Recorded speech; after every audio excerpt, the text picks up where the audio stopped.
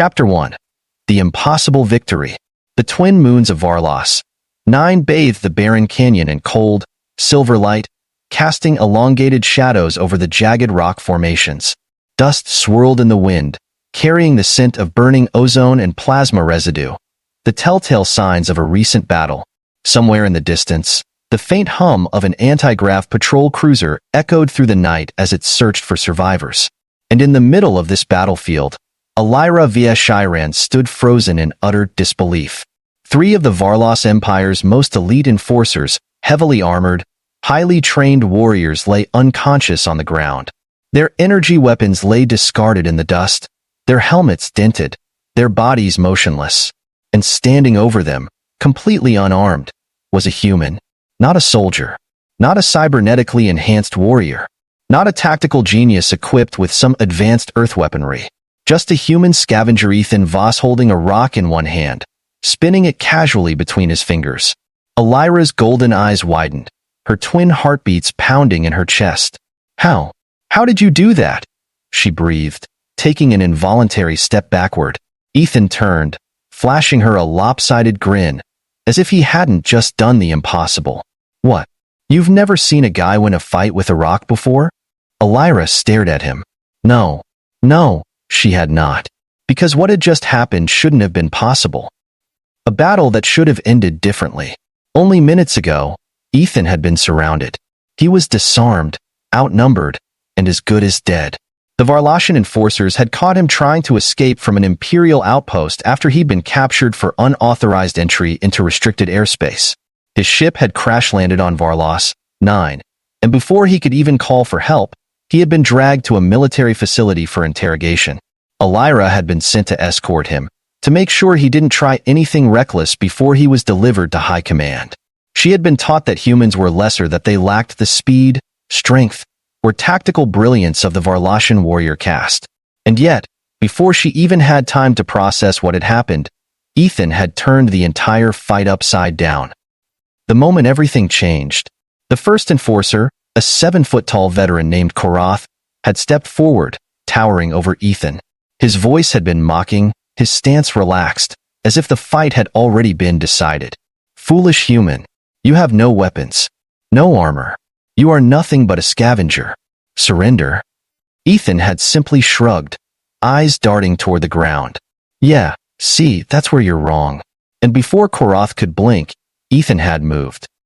3 elite warriors versus 1 rock. It happened faster than Alyra thought possible. Ethan snatched a rock off the grounded, jagged, fist-sized stone and threw it with pinpoint accuracy. The rock slammed into Korath's helmet with a deafening crack, hitting the exact point where the reinforced plating was thinnest. The impact sent a shockwave through his neural system, stunning him long enough for Ethan to lunge forward, grab the fallen enforcer's plasma rifle, and twist it upward. Blaster bolt. Direct hit. Korath dropped. Out cold. The second enforcer, Draxon, had tried to fire, but Ethan had already moved. He kicked up another rock from the ground, spinning his entire body with the momentum, and launched it like a projectile. The rock slammed into Draxon's breathing mask, fracturing the oxygen supply unit. The sudden burst of pressurized air disoriented him, giving Ethan just enough time to sweep his legs out from under him with a well-placed kick. Draxon hit the ground hard, his head slamming into a nearby metal crate. Out cold. That left only the third enforcer. Before he could react, Ethan had simply stepped forward, raised the last rock in his hand, and cracked him over the head with it. 3 seconds. 3 elite warriors. 1 single human with a rock. And Alyra had watched the whole thing. Alyra's worldview shatters. Her breath hitched as she stared at the unconscious warriors, her entire understanding of combat crumbling in real time. Ethan? He just grinned, tossing the rock up and down in his palm. So, you gonna turn me in? He asked casually. Alyra's mind raced. She had trained for years to become a Varlosian soldier, conditioned to believe that humans were inferior, that they could never stand against elite warriors in combat. And yet, Ethan Voss, an unarmed scavenger, had just defeated 3 of the strongest warriors in her unit. She should have been angry. She should have been calling for reinforcements. Instead, she asked the only question that made sense at that moment. How? Ethan arched an eyebrow. How what? How did you do that? She demanded, pointing at the unconscious warriors. You had nothing. No weapons. No tactical advantage. Ethan smirked, flipping the rock between his fingers. You'd be surprised what you can do with a good throwing arm. Elira opened her mouth to respond, but then, the wailing alarm of approaching reinforcements echoed through the canyon. Ethan's smile faded. That's my cue to leave. Elira snapped out of her shock just as she saw the glow of incoming Varlashan patrol ships crest over the canyon ridge. She turned back to Ethan, watching as he scanned the battlefield, already calculating his escape. She could turn him in right now. She could call for backup, hold him at gunpoint, and bring him before the high command for interrogation. But something held her back. Because for the first time in her life, for the first time ever, she wasn't sure if the Varlashan way of thinking was right. And in that hesitation, she made a decision that would change everything. Come with me. Now. Ethan blinked. Wait, what? I'm getting you off this planet. If they catch you, they'll execute you. Ethan studied her for a moment. Then, with a small grin, he tossed the rock over his shoulder and dusted off his hands. Well now, didn't expect that. Elira grabbed his arm and pulled him into the shadows, just as the searchlights swept across the battlefield. And just like that, the greatest warrior of the Varlashan Empire had just switched sides. Chapter 2. The Escape. The canyon ridge trembled as the Varlashan patrol ships descended, their sleek, angular forms cutting through the night sky like hunting beasts. Their searchlights flared, sweeping across the battlefield, illuminating the fallen enforcers sprawled in the dust. The moment the officers saw the scene, 3 elite warriors lying unconscious, they would sound the alarm. And Ethan Voss would be hunted like an animal. Elira didn't know why she was doing this. She had been raised to believe in order, in loyalty, in the absolute strength of the Varlashan Empire. She had spent her entire life upholding its values, never questioning its traditions. Yet here she was, gripping the arm of a human fugitive, a man who had just taken down 3 elite warriors with a rock and dragging him toward a stolen speeder like a criminal on the run. Ethan, to his credit, didn't resist. He just grinned as they moved through the shadows, his body language far too relaxed for someone who had just been declared an enemy of the Empire. So, does this mean we're friends now? He asked, jogging beside her. Elira glared at him. No, this means you owe me your life. Ethan smirked. Well, that's usually how friendships start. Elira ignored him, her focus on getting them to the speeder before the patrols locked down the area. They reached the hidden outcrop where she had parked her vehicle, a Varlashan gravbike, sleek and built for speed. Elira climbed onto the driver's seat, gripping the controls as the vehicle hovered above the canyon floor, humming with energy. She turned to Ethan. Get on. And hold tight. Ethan hesitated. You sure about that? Because last time I trusted an alien woman with my life, I ended up getting arrested. Elira rolled her eyes and yanked him onto the seat behind her. Shut up and hold on. She gunned the engine, and as the first wave of patrol troopers arrived at the battlefield, the gravbike shot off into the night, leaving a streak of blue light in its wake. The chase begins. The moment they accelerated, the patrol ships detected them. A voice blared through the comm channels. Unidentified vehicle, halt immediately or be neutralized. Elira gritted her teeth, banking hard to the left as the patrol ships gave chase. The canyon walls blurred past them, dust and debris swirling in the wake of the powerful thrusters. Great. We're being shot at. Ethan shouted over the wind. This is totally your fault. Elira barked a laugh. You took out 3 enforcers with a rock. They were never going to let you walk away. Yeah, but I didn't think I'd have a getaway driver. A burst of plasma fire cut through the air beside them, searing the rocks in a fiery explosion. Elira twisted the controls, veering into a narrow pass, forcing the pursuing ships to adjust their trajectory. Ethan peered over her shoulder, eyes darting toward the weapons panel. Okay, tell me this thing has guns. Elira scowled. It's a scout vehicle, not a fighter. Well, that's just terrible planning. Ethan grabbed a loose panel and pried it open, exposing the engine wires beneath. His fingers moved quickly, rewiring connections, rerouting power circuits in a way that should have been impossible for a human to do on the fly. What are you doing? Elira demanded.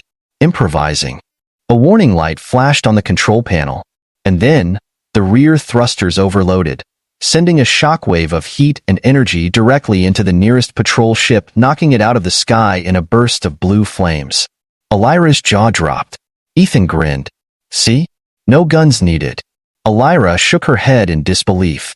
This human was insane, and for some reason, it was starting to grow on her. Breaking free, the final pursuing ship was closing in, its weapons locked on target. If they didn't act fast, they were dead. Ethan scanned the landscape ahead and spotted something, a deep ravine just past the next ridge. Head for that canyon, he shouted. Elira's eyes widened. That's a dead end. Not if we time it right. She hesitated. Then she made the choice. The grav bike accelerated, speeding straight toward the canyon at breakneck velocity. The patrol ship followed, intent on finishing them off. We're gonna die. Elira growled. Ethan leaned closer, whispering right into her ear. Not today. And at the last possible second, Ethan yanked the emergency thruster override, sending the bike into a sudden vertical climb just as the pursuing patrol ship tried to follow. The Varlashian pilot didn't have time to react. The ship's momentum carried it straight into the canyon wall. The explosion lit up the night sky.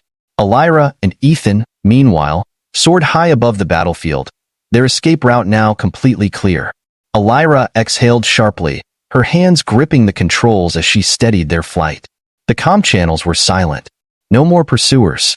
No more alarms. They had escaped. She turned to Ethan, who was grinning like an idiot. You're completely insane. You know that? Ethan shrugged. And yet, we're alive. Elira sighed, shaking her head. I don't know if I should kill you myself, or thank you. How about you buy me a drink instead? Elira rolled her eyes, but for the first time in a long while, she smiled. Maybe. Just maybe. This human wasn't as weak as she had once believed. And that thought terrified her. Chapter 3.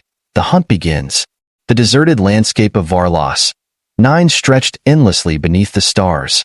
The canyons had long given way to rolling dunes and jagged rock formations, the kind of terrain where no one was supposed to survive for long. Harsh winds kicked up clouds of red dust, reducing visibility and making every breath feel like swallowing fire.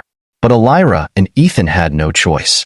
The grav bike had burned out its thrusters during their daring escape, forcing them to abandon it at the edge of the wilderness. Now, with no transport and no backup, they had to move on foot fast before the Varlashian High Command tracked their escape route. Elira scanned the horizon, her golden eyes adjusting to the darkness. Her species had superior night vision, allowing her to see the faint heat signatures of distant patrol ships still sweeping the canyons. They weren't safe yet. Beside her, Ethan stretched his arms, his jacket torn and covered in dirt, looking far too casual for someone being hunted by an empire. So, tell me the plan. Oh wise alien lady, he said, kicking a loose rock. Because I'd rather not die on some backwater planet, just because I threw a few well-aimed rocks at your guys. Elira shot him a glare. This isn't a joke, human. We need to find shelter before they lock onto our biosignatures. Ethan held up his hands. All right. Lead the way, Commander. Elira didn't know why, but something about the way he said that annoyed her more than it should have. Maybe because against her better judgment she was starting to like this idiot. Nowhere to hide. They moved through the rocky terrain, keeping low as they navigated between towering cliffs and abandoned ruins, remnants of an ancient civilization lost to time. So, what's the deal with this place? Ethan asked as they passed through the crumbling remains of what looked like an old outpost. Elira hesitated before answering. Varlos 9 was once home to a pre-Empire civilization. The Corvas people. They built cities across these wastelands. But when the Empire expanded, they resisted. Ethan glanced at her. And let me guess, your people wiped them out? Elira's jaw tightened. The official records say they were assimilated, but no one has seen a Corvas in centuries. Ethan sighed. Yeah, sounds familiar. Elira glanced at him, noting the tension in his expression. Earth has a history like this too, doesn't it? Ethan let out a humorless laugh. Oh, we're experts at it. Conquer, claim, erase. Same story, different planet. Elira didn't respond. She had never questioned the Empire's history before. But now, walking through the ruins of a lost people, hearing Ethan speak about the patterns of conquest that spanned species and worlds. She felt something unsettling stir inside her. Doubt. We should keep moving, she muttered. Ethan nodded, but Elira could tell he saw the conflict in her eyes. Hunted. They didn't get far before Elira's worst fears were realized. A low-frequency pulse vibrated through the air, sending a chill down her spine. Ethan felt it too, his muscles tensing. What the hell was that? He whispered. Elira's expression darkened. Pulse scanners. They're searching for us. She grabbed his wrist, pulling him down behind a fallen archway. Just in time. Above them, 3 sleek hunter drones zipped across the sky, their red sensors sweeping the ground in precise, methodical patterns. Ethan whispered, "Do they detect heat signatures? Or motion?" Elira shook her head. Neither. They scan for biorhythms, heartbeat, oxygen levels, nerve impulses. If we move too fast or breathe too hard, they'll lock onto us. Ethan grimaced. Great. So we just sit here and hope they get bored? Elira bit her lip. They needed a distraction. Something to throw off the scanners. Then, she felt Ethan's hand move to his pocket. What are you doing? She hissed. Ethan grinned, making another dumb decision. Before she could stop him, he picked up a small rock and threw it into the ruins straight into an old ventilation shaft. The moment the rock hit, it echoed down the metallic tunnel, bouncing off the walls loudly, sending out a series of fake biorhythm pulses. The hunter drones immediately changed course, zooming toward the noise. Ethan turned back to Elira, looking extremely proud of himself. See? Rocks solve everything. Elira stared at him in disbelief. This idiot just tricked an Imperial scanning system with a pebble. And somehow it had worked. I hate you, she muttered. You're welcome, Ethan grinned. And with the drones gone, they slipped away into the ruins, disappearing into the shadows. Revelations. By the time they found shelter in an abandoned underground structure, Elira's mind was racing. She had spent her whole life believing that the Empire was untouchable, that humans were weak, that strength was measured by tradition and superior firepower. And yet, this one unarmed human had proven her wrong at every turn. He had beaten 3 elite warriors. He had outsmarted the Empire's patrol ships. He had fooled hunter drones with a rock. And worst of all, she was starting to respect him. As they sat in the dim glow of an old power cell, Ethan leaned back against the wall, hands behind his head. So, what now? He asked. We gonna keep running forever? Elira exhaled slowly. No.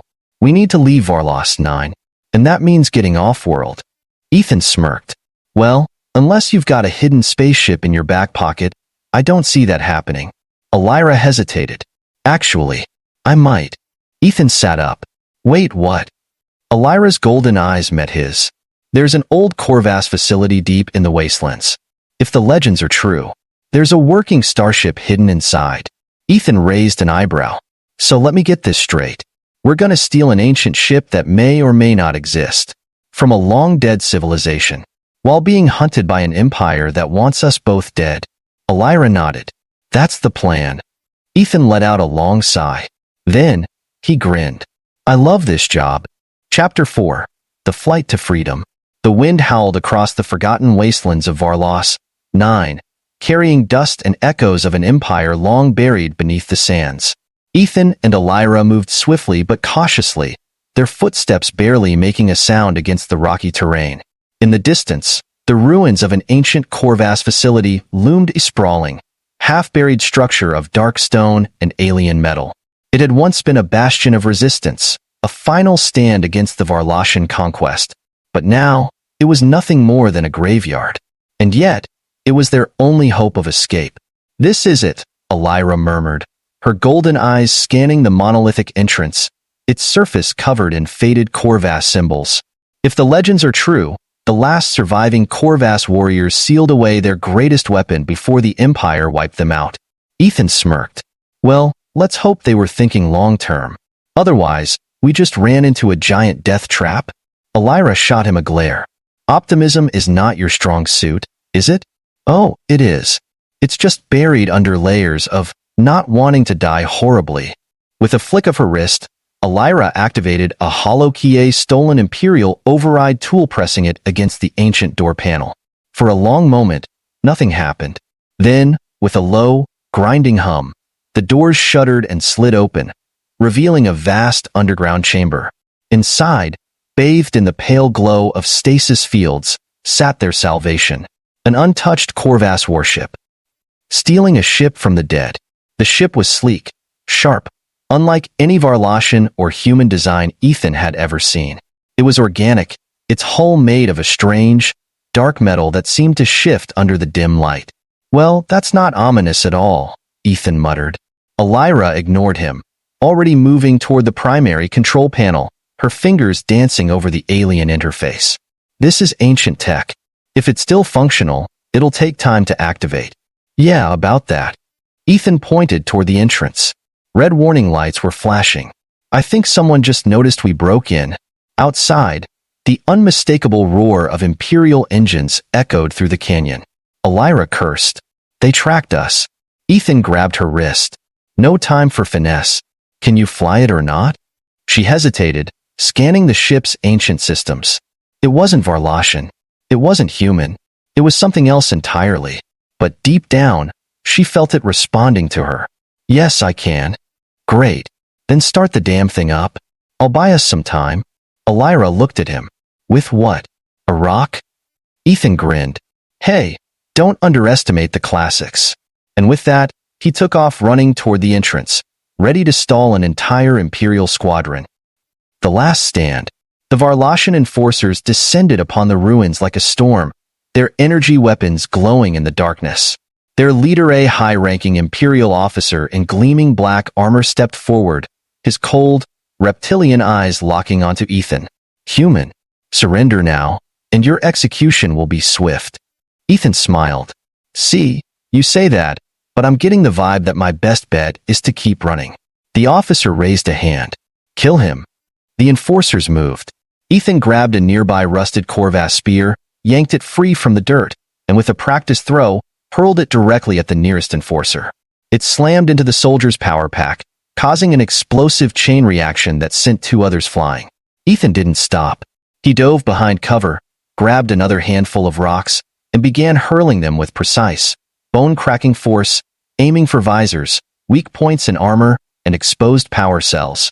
The enforcers faltered, because somehow, this human was holding them back. "You've got to be kidding me," the officer snarled. Ethan grinned. "Oh, I never kid when it comes to tactical rock deployment." But he couldn't keep this up forever. "Elira, any day now," he shouted over the comm. "The ship's engines are charging, get inside." Ethan turned to run, only to find himself face-to-face with the Imperial officer. The commander lunged forward, striking with blinding speed, his plasma blade slicing through the air. Ethan barely dodged, the heat of the weapon scorching the edge of his jacket.